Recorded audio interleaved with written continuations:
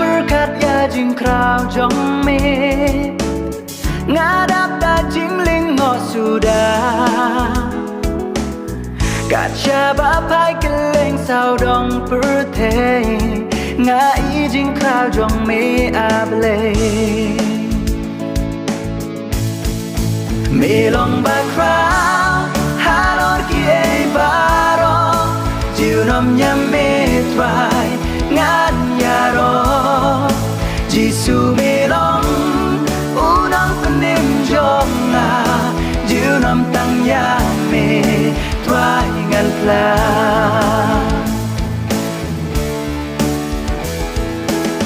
jing krau jong me om don bala ba tai ker tang jong me ngan yai pen krau u trai u blei ba krau ba hok me long tang sha me trai ngan ai bu rong me long ba krau halor ki e baro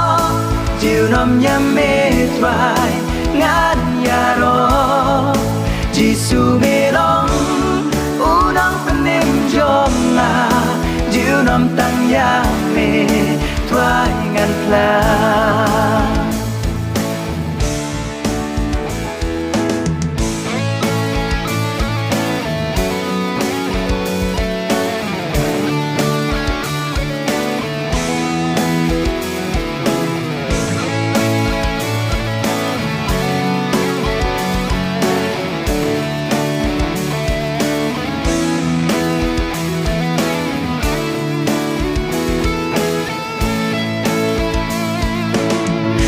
cả khấn đâu bắt tên trai mi lá thao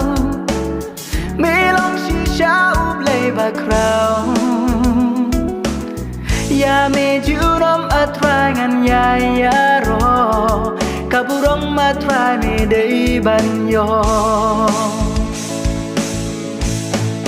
me long ba krau halor ki e baro jiu nom nyam me trai ngan yaro jisu me long unang penim jong na jiu nom tang ya me trai ngan pla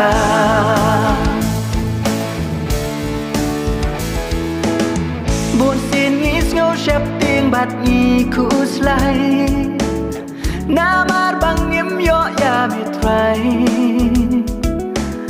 là đang nghĩ đón ya me ublei ba krau hang ta nghĩ lại na chính lòng rao me long ba krau halor ki e baro jiu nom nyam me trai ngan yaro jisu me long unang penim jong na jiu nom tang ya me trai ngan pla